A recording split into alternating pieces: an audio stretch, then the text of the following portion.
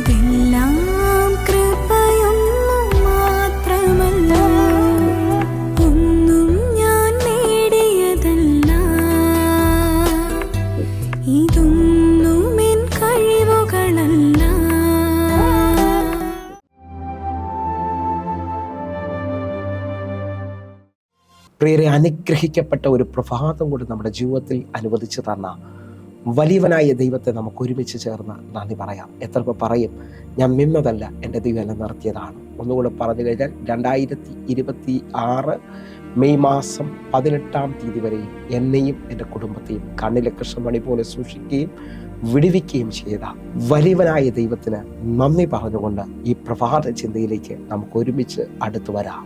അറിവിനേക്കാൾ വെളിപ്പാടിൽ മഹത്വം വെളിപ്പെടും. പ്രിയരെ, പ്രാരംഭവാക്യത്തിലേക്ക് 2 രാജാക്കന്മാരുടെ പുസ്തകം 6-ാം അധ്യായം അതിൻ്റെ 17-ാമത്തെ വാക്യം. പിന്നെ എലീശ പ്രാർത്ഥിച്ചു, യഹോവേ, ഇവൻ കാണത്തക്കവണ്ണം ഇവന്റെ കണ്ണ് തുറക്കണമേ എന്ന് പറഞ്ഞു. യഹോവ ബാല്യക്കാരന്റെ കണ്ണ് തുറന്നു. എലീശയുടെ ചുറ്റും അഗ്നിമയമായ കുതിരകളും രഥങ്ങളും കൊണ്ട് മല നിറഞ്ഞിരിക്കുന്നത് അവൻ കണ്ടു. പ്രിയരെ, ഈ പ്രഭാതത്തിൽ ദൈവം നമ്മോട് ഇടപെട്ട അനുഗ്രഹിക്കപ്പെട്ട വചനത്തിനായി നമുക്ക് ഒരുമിച്ച് ചേർന്ന് ദൈവത്തിന് നന്ദി പറയാം. ഈ പ്രഭാതത്തിൽ നാം ചിന്തിക്കുന്ന ദൈവിക ചിന്ത അറിവിനേക്കാൾ വെളിപ്പാടിൽ ദൈവത്തിന്റെ മഹത്വം ചലിക്കുമെന്നുള്ളതാണ്. എന്നെ കേൾക്കുന്നവരെ, ഇതാ എലീശയുടെ അടുക്കലേക്ക് ബാല്യക്കാരൻ ഓടി വന്നിട്ട് പറയാണ്, അയ്യോ യജമാനനെ, നമുക്ക് ചുറ്റും ശത്രു പാളയമിറങ്ങി നിൽക്കുകയാണ്, ഇനി നമുക്ക് രക്ഷയില്ല എന്ന് പറയുമ്പോൾ ഞാൻ നിങ്ങൾ വായിച്ചു കേട്ട വാക്യമാണ്.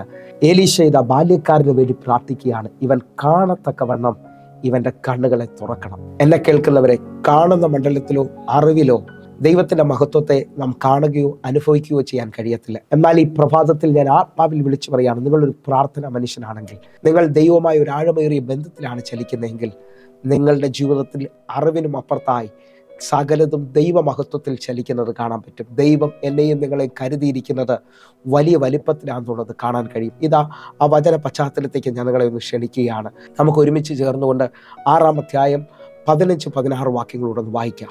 ദൈവപുരുഷന്റെ ബാല്യക്കാരൻ രാവിലെ എഴുന്നേറ്റു. പുറത്തിറങ്ങിയപ്പോൾ ഒരു സൈന്യം കുതിരകളും രഥങ്ങളുമായി പട്ടണം വളഞ്ഞിരിക്കുന്നത് കണ്ടു. ബാല്യക്കാരൻ അവനോട്, അയ്യോ യജമാനനെ, നാം എന്തു ചെയ്യും എന്ന് പറഞ്ഞു. 16-ാമത്തെ വാക്യം. അതിന് അവൻ, പേടിക്കേണ്ട, നമ്മോട് കൂടെയുള്ളവർ അവരോട് കൂടെയുള്ളവരെക്കാൾ അധികം എന്ന് പറഞ്ഞു. ഇതാ ബാല്യക്കാരൻ രാവിലെ എഴുന്നേറ്റ് പുറത്തിറങ്ങുമ്പോൾ ഒരു സൈന്യം കുതിരകളും രഥങ്ങളുമായി ഇതാ പട്ടണം വളഞ്ഞിരിക്കുന്ന അവൻ്റെ കണ്ണുകൾ കൊണ്ട് അവൻ കാണുകയാണ്, അറിവിൽ കാണുകയാണ്. എന്നെ കേൾക്കുന്നവരെ, നാം കാണുന്ന തലത്തിൽ അല്ലെങ്കിൽ നമ്മുടെ അറിവിൽ നോക്കിയാൽ പലതും അടഞ്ഞതും തീർന്നതുമായി നമുക്ക് തോന്നാം. ആ സമയത്താണ് നമ്മൾ അയ്യോ എന്ന് വിളിക്കുന്നത്. നമ്മൾ ഇനി എന്ത് ചെയ്യണമെന്നറിയാൻ പറ്റാതെ നിൽക്കുന്നത്. ഈ പ്രഭാതത്തിൽ പലവരെയും ജോലിയിൽ പ്രതിസന്ധിയിൽ ഇനി എന്ത് ചെയ്യണമെന്നറിയാൻ പറ്റാതെ എന്നെ കേൾക്കുന്നുണ്ട്. പലവരുടെയും തലമുറയുടെ വിഷയത്തിനകത്ത് എല്ലാം വഴി അടഞ്ഞതുപോലെ കാണുന്ന മണ്ഡലത്തിൽ അല്ലെങ്കിൽ അറിവിൽ പറയുന്നു, ഇനി വിദ്യാഭ്യാസം നടക്കത്തില്ല, ഇനി ആ വിവാഹം നടക്കുമെന്ന് തോന്നില്ല.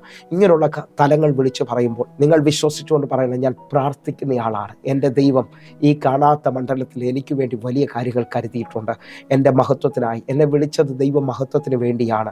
എനിക്ക് വേണ്ടിയുള്ള ആഴങ്ങൾ വെളിപ്പെട്ടിട്ടുണ്ട്. ഞാൻ ആത്മാവിൽ നിങ്ങളെ നോക്കിയെന്ന് വിളിച്ച് പറയട്ടെ, കാനാവിലെ കല്യാണ വീട്ടിൽ അറിവിൻ്റെ മണ്ഡലത്തിൽ അല്ലെങ്കിൽ കാണുന്ന മണ്ഡലത്തിൽ വീഞ്ഞ് തീർന്നിട്ടുണ്ട്.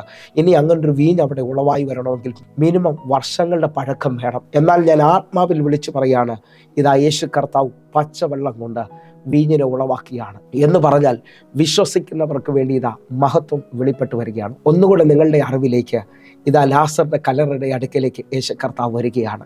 ഉടനെ തൻ്റെ സഹോദരിയായ മാർത്ത പറയുകയാണ്, കർത്താവെ 4 ദിവസമായി നാറ്റം വെച്ച് തുടങ്ങിയിട്ടുണ്ട്. എന്നെ കേൾക്കുന്നവരെ, അറിവിനകത്ത് കാണുന്ന തലത്തിൽ മാർത്ത പറയുകയാണ്, അത് നാറ്റം വെച്ച അനുഭവമാണ്, എല്ലാം തീർന്ന അനുഭവമാണ്. പക്ഷേ കാണാത്ത മണ്ഡലത്തിൽ, അല്ലെങ്കിൽ ദൈവത്തിൻ്റെ കരുതൽ വെളിപ്പെടുന്ന, ദൈവത്തിൻ്റെ മഹത്വം വെളിപ്പെടുന്ന തലത്തിൽ യേശു മാർത്തയോട് പറയുകയാണ്, നീ വിശ്വസിച്ചാൽ മഹത്വം വെളിപ്പെടാൻ പോകുകയാണ്. ഇന്ന് ഈ പ്രഭാതത്തിൽ ഞാൻ ആരെയോ നോക്കി വിളിച്ചു പറയുകയാണ്, നിങ്ങൾ വിശ്വസിക്കാൻ പറ്റുമെങ്കിൽ തീർന്നെന്ന് പറയുന്ന അനുഭവത്തിനകത്ത് വലിയ ദൈവപ്രവർത്തികൾ വെളിപ്പെടാൻ പോകുകയാണ്. അസാധാരണമായ ദൈവത്തിൻ്റെ കരം ചലിക്കാൻ പോകുകയാണ്. എൻ്റെ കൂടെ വിശ്വസിക്കുകയും പ്രാർത്ഥിക്കുകയും ചെയ്യുന്നവരുണ്ടെങ്കിൽ ഇപ്പോൾ തന്നെ വിശ്വസിക്കുക, ഒരു അസാധാരണ തലം ചലിക്കട്ടെ. ഇപ്പോൾ തന്നെ വിശ്വസിക്കുക, ഒരു അസാധാരണ ദൈവപ്രവൃത്തി ചലിക്കാൻ പോവുകയാണ്. ഞാനത് വിശ്വസിക്കുന്നു പ്രിയരെ. ദൈവം ജീവിക്കുന്ന ദൈവമാണ്, ദൈവം പ്രവർത്തിക്കുന്ന ദൈവമാണ്. എൻ്റെ കൂടെ ചേർന്നുകൊണ്ട് വിശ്വസിക്കാൻ പറ്റുമെങ്കിൽ ഇതാ, ലാസറിനെ യേശു കർത്താവ് ഒരു വാക്കിനകത്ത് വിളിച്ചു പുറത്തു കൊണ്ടുവരികയാണ്. യേശു കർത്താവിൻ്റെ വാക്കിൽ പുറത്തു വരുന്ന ലാസറിന് ഒരു കുറവും ഉണ്ടായതായി ഞാൻ കാണുന്നില്ല. എന്ന് പറഞ്ഞാൽ അവൻ്റെ ശരീരത്തിനകത്ത് ഒരു ചുളിവോ മുറിവോ ഒരു പ്രശ്നവുമില്ല.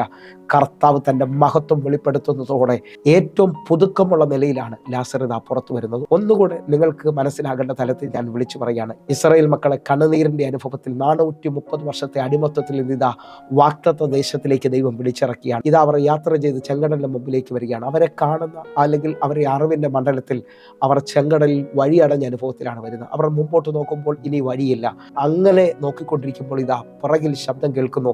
ആ പിറകിലെ ശബ്ദം കേട്ടവർ തലയുയർത്തുമ്പോൾ ഫറവോൻ അവരെ അടുക്കലെത്തിയിട്ടുണ്ട്.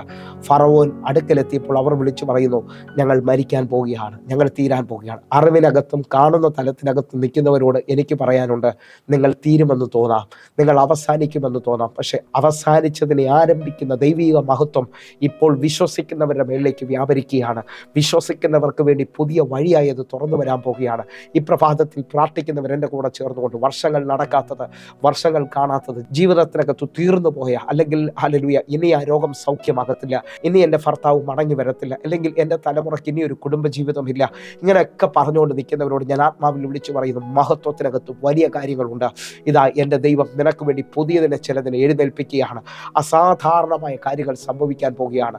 നിങ്ങൾ വിശ്വസിക്കുന്നവരാണെങ്കിൽ എൻ്റെ ദൈവം സകലതും നന്മയ്ക്കാക്കി തീർക്കാൻ പോവുകയാണ്. വിശ്വസിക്കുന്നവർ എൻ്റെ കൂടെ ചേർന്നുകൊണ്ട് പ്രാർത്ഥിക്കുന്നവരുണ്ടെങ്കിൽ ഇപ്പോൾ നമുക്ക് ഒരുമിച്ച് പൗലോസ് പറഞ്ഞ ഒരു പദം പറഞ്ഞ് നമ്മൾ പ്രാർത്ഥിക്കാൻ പോവുകയാണ്. എഫെസ്യ ലേഖനം 1-ാം അധ്യായം അതിൻ്റെ 17-ാമത്തെ വാക്യം. എൻ്റെ പ്രാർത്ഥനയിൽ നിങ്ങളെ ഓർത്തും കൊണ്ട് നമ്മുടെ കർത്താവായ യേശുക്രിസ്തുവിൻ്റെ ദൈവവും മഹത്വമുള്ള പിതാവുമായവൻ നിങ്ങൾക്ക് തന്നെക്കുറിച്ചുള്ള പരിജ്ഞാനത്തിൽ ജ്ഞാനത്തിൻ്റെയും വെളിപ്പാടിൻ്റെയും ആത്മാവിനെ തരേണ്ടതിനും നിങ്ങളുടെ ഹൃദയദൃഷ്ടി പ്രകാശിച്ചിട്ട്. പൗലോസ് അപ്പോസ്തലന്റെ ഒരു പ്രാർത്ഥന തുടങ്ങുന്ന ഭാഗമാണ് ഞാൻ നിങ്ങൾ വായിച്ചു കേട്ടത്. നിങ്ങൾക്ക് ജ്ഞാനത്തിൻ്റെയും വെളിപ്പാടിൻ്റെയും ആത്മാവിനെ തരേണ്ടതിനും നിങ്ങളുടെ ഹൃദയദൃഷ്ടി പ്രകാശിച്ചിട്ട്. എന്നെ കേൾക്കുന്നവരെ, വെളിപ്പാടിൻ്റെ തലങ്ങൾ തുറന്നാൽ നിങ്ങൾ കാണാൻ തുടങ്ങും അസാധ്യമായ കാര്യങ്ങൾ സാധ്യമാകുന്നത്. നിങ്ങൾ കാണാൻ പോകുന്നു തീർന്നു എന്ന് പറയുന്നത് ദൈവമഹത്വത്തിൽ എഴുന്നേറ്റ് വരുന്നത്. ഞാൻ ആത്മാവിൽ വിളിച്ചു പറയുന്നു, മത്സരികൾക്ക് ഒരടയാളമായി അഹരോന്റെ വടിയെ ഒറ്റ രാത്രി കൊണ്ട് തളർത്ത് പൂത്ത് ഫലം കായ്പിക്കുന്ന ദൈവത്തിൻ്റെ കരം നിങ്ങൾക്ക് വേണ്ടി വെളിപ്പെട്ട് വരാൻ പോവുകയാണ്. നിങ്ങൾ ഇപ്പോൾ മഹത്വത്തിൻ്റെ അടയാളമായി മാറാൻ പോവുകയാണ്. നിങ്ങൾ ഈ കാലഘട്ടത്തിൽ ദൈവം ജീവിക്കുന്നതിൻ്റെ അടയാളമായി മാറാൻ പോവുകയാണ്. അങ്ങനെ വിശ്വസിക്കുന്നവർ ഈ പ്രഭാതത്തിൽ കണ്ണുകൾ അടച്ച് നമുക്ക് ഒരുമിച്ചൊന്ന് പ്രാർത്ഥിക്കാം. ഞങ്ങളെ സ്നേഹിക്കുന്ന ഞങ്ങളുടെ നല്ല ദൈവമേ, പൂർണ്ണ ഹൃദയത്തോടെ എന്നെ കാണുന്ന എന്നെ കേൾക്കുന്നവർക്ക് വേണ്ടി ഞാൻ പ്രാർത്ഥിക്കുന്നു. ഒരസാധാരണ വിടുതൽ, അസാധാരണമായ ദൈവപ്രവൃത്തി ഇവരെ മേളിലേക്ക് വെളിപ്പെട്ട് വരട്ടെ. കാണുന്ന മണ്ഡലത്തിൽ തീർന്നു എന്നും അറിവിനകത്തെല്ലാം അവസാനിച്ചു എന്ന് പറയുമ്പോൾ വിശ്വാസത്താൽ ഇപ്പോൾ ഇവർ ദൈവത്തിൻ്റെ മഹത്വത്തിൻ്റെ സാക്ഷികളായി തീരുകയാണ്.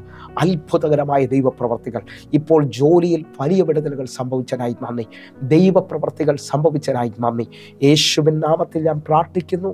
കേൾക്കണം പിതാവേ. ആമേൻ, ആമേൻ. പ്രിയരെ, ഈ പ്രഭാത സന്ദേശം നിങ്ങൾക്ക് അനുഗ്രഹമാകുന്നുവെങ്കിൽ നമ്മുടെ യൂട്യൂബ് ചാനൽ സബ്സ്ക്രൈബ് ചെയ്യും, ഫേസ്ബുക്കിലേക്ക് നിങ്ങൾ ജോയിൻ ചെയ്യുകയും ചെയ്യണമെന്ന് ഓർപ്പിക്കുന്നു. അതേപോലെ തന്നെ നിങ്ങൾക്ക് കഴിയുമെങ്കിൽ ഈ പ്രഭാത സന്ദേശം നിങ്ങൾക്ക് അനുഗ്രഹമാകുന്നുവെങ്കിൽ ഒരാൾക്കും കൂടെ ഒരു വാട്സാപ്പിൽ ഈ ലിങ്ക് അയച്ചു കൊടുത്താൽ ആ വ്യക്തികൾക്കും കൂടെ ഇത് അനുഗ്രഹമാകുമെന്ന് ഓർപ്പിക്കുന്നു. എങ്കിൽ എന്നെ കേൾക്കുന്നവരെ, എല്ലാ ദിവസവും വൈകിട്ട് ഇന്ത്യൻ സമയം 6 മണിക്ക് നമുക്ക് സൂമിൽ ആരാധനയുണ്ട്. നിങ്ങളെ ഞാൻ ക്ഷണിക്കുന്നു. നിങ്ങൾ കടന്നു വരണമേ. കർത്താവ് നിങ്ങളെ അധികത്തിൽ മാനിക്കട്ടെ. God bless you. ആമേൻ.